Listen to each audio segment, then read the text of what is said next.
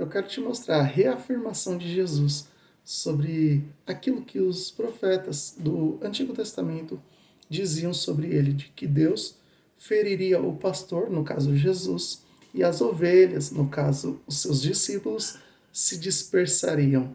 Bora lá.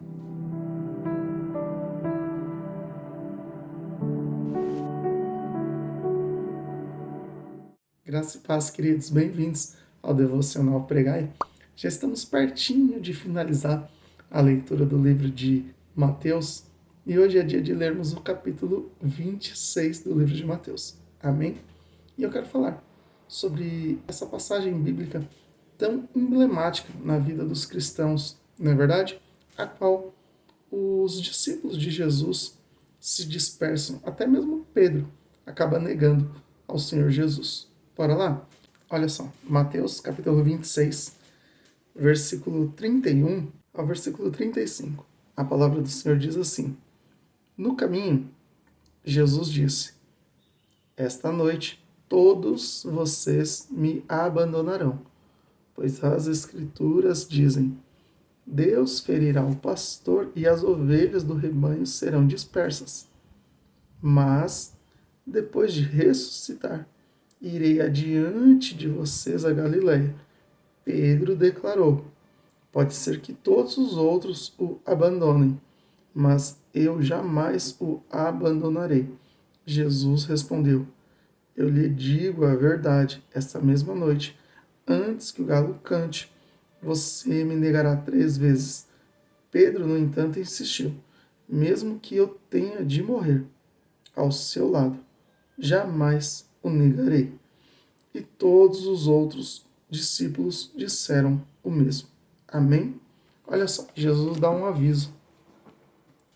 Ele diz que ele será entregue à morte e essas ovelhas, a qual seguem ao Senhor Jesus, serão dispersadas. Elas sairão de perto de Jesus. E normalmente nós pegamos a vida de Pedro como exemplo, até mesmo porque ele fala com a sua própria boca: Olha, se o Senhor for para a prisão ou para a morte, eu estou pronto para ir contigo. Só que aí ele é repreendido por Jesus, porque Jesus diz para ele assim: Olha, hoje, antes que o galo cante, por 3 vezes você me negará. Só que a gente só pega a vida de Pedro nesse sentido. Mas a palavra do Senhor vai dizer que todos os outros discípulos falaram a mesma coisa. E sabe o que acontece? Jesus, ele vai para o Monte das Oliveiras orar a Deus Pai. E a palavra do Senhor vai dizer que os seus discípulos vão com ele. E, em particular, mais próximo dele está Pedro, Tiago e João. Então, a palavra do Senhor vai dizer que Jesus, ele começa a orar. E ali em agonia pelo que iria acontecer, ele até diz para o Senhor Deus: Pai, se queres, passa de mim esse cálice. Todavia, não se cumpra a minha vontade, mas sim a sua, porque Jesus sempre foi obediente a Deus Pai. Amém?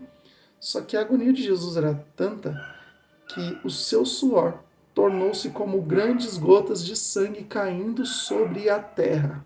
Olha só. Daí a palavra do Senhor vai dizer que enquanto Jesus está orando, os discípulos estão dormindo de tristeza. Eu já expliquei sobre esse dormindo de tristeza, que é algo muito mais profundo do que as pessoas leem e não têm a compreensão exata do que significa este dormindo de tristeza. Os discípulos estão dormindo de tristeza porque Jesus está ali orando, está em agonia orando ao Pai, e os seus suor se tornam grandes gotas de sangue caindo sobre a terra. Só que quando Jesus termina a oração, ele vai encontrar os seus discípulos dormindo de tristeza. E daí ele chama a atenção, fala: Não pode vigiar 1 hora apenas comigo? E isso acontece por 3 vezes. Só que após isso, eles descem do Monte das Oliveiras, e quando eles estão descendo, vem chegando ali os soldados, a qual havia-se um acordo entre Judas para trair Jesus. E Judas dá um beijo no rosto de Jesus. E o que Jesus faz é maravilhoso, porque mesmo Judas sendo o traidor de Jesus, Jesus chama ele de amigo.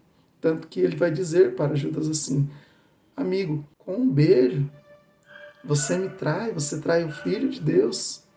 É isso que Jesus está dizendo para ele. E em seguida os soldados já prendem Jesus e Pedro ele tira sua espada e corta até mesmo a orelha do soldado Malcolm, né? Jesus não precisa de nada disso, ele diz, e pega a orelha do soldado e cura ali na mesma hora, coloca no lugar, né? Porque Jesus até diz: olha, se eu quisesse, eu rogaria ao meu Pai, e meu Pai enviaria anjos para pelejar ao meu favor. Então não tem necessidade disso, Pedro.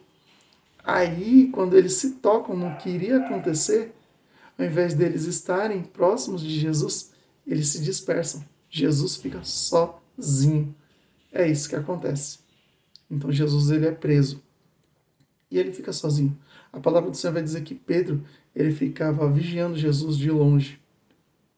E quando Jesus estava sofrendo, apanhando, sendo cuspido, sendo maltratado, Pedro está no pátio daquele local onde Jesus estava num lugar à parte, apanhando, sofrendo pela minha vida, mas também pela sua vida. E por 3 vezes as pessoas vão olhar e vão dizer: porventura você não andava com ele? E Pedro diz: não. Aí surge uma outra pessoa e fala: certamente, você andava com ele. Eu me lembro. Ele vai dizer: não, não, não, você está enganado, não foi eu, não sou eu. E vem pela 3ª vez outra pessoa dizendo: você até anda como eles, você fala como eles, você se comporta como eles, ou seja, você tem as características deles, certamente você andava com eles sim. E ele: olha, eu não sei do que você está falando. Ele nega por 3 vezes, e quando ele nega por 3 vezes, o galo canta, ou seja, toca-se a trombeta para ali ser feita a troca da guarda. E neste momento da troca da guarda, Jesus está vindo. Só que aí Jesus é um Jesus que foi esbofeteado, foi cuspido. A aparência de Jesus não era a aparência que eles tinham visto até então. Por quê? Porque machucaram Jesus. Então, quando Pedro olha para Jesus naquela condição, ele vai lembrar do que Jesus tinha dito, que ele o negaria por 3 vezes antes mesmo que o galo cantasse. E ele sai, a palavra do Senhor vai dizer que Pedro sai dali e vai chorar amargamente. E é isso que acontece. Mas olha só, versículo 56. Aí a gente vai relembrar aquilo que Jesus tinha dito no próprio capítulo 26, no versículo 31.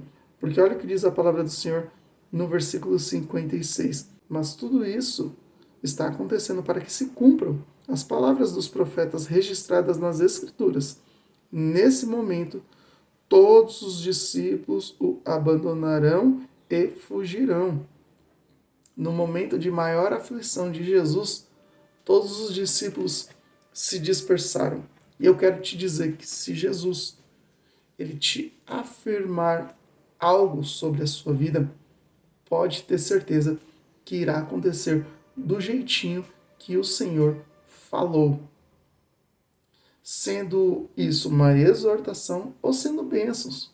O detalhe é que nós só queremos as bênçãos do Senhor. Mas quando o Senhor nos exorta, a gente fala: não, Senhor, eu jamais vou te abandonar, eu jamais vou te deixar. O segredo é fazer aquilo que o Senhor Jesus diz para Pedro: Pedro, Satanás tem vos pedido para você andar como trigo, porém, eu roguei por ti para que a tua fé não desfaleça. Tu, porém, quando te converteres, converta também os seus irmãos. Então, olha só, qual que é o segredo, pastor Everton? O segredo é permanecer nos pés do Senhor. Porque o próprio Senhor Jesus disse: eu voltarei ao Pai, mas não vos deixarei órfão. Enviarei outro consolador. Do mesmo jeito que Jesus era consolador para os discípulos naquela época, nós temos o Espírito Santo de Deus consolador para as nossas vidas. E por mais que nós não sabemos orar, porque nós recebemos mal porque pedimos mal. Nós temos um Consolador, cuja oração chega até o trono de Deus Pai.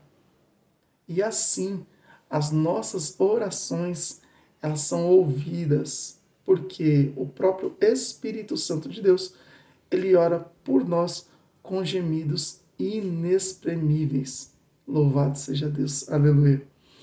Então, o que eu te digo hoje é: se atente àquilo que o Senhor fala sobre você e ore para que a tua fé não desfaleça e assim você venha abandonar, se dispersar em meio à sua caminhada com o Senhor Jesus. Amém? Que Deus te abençoe e fique na paz do Senhor Jesus.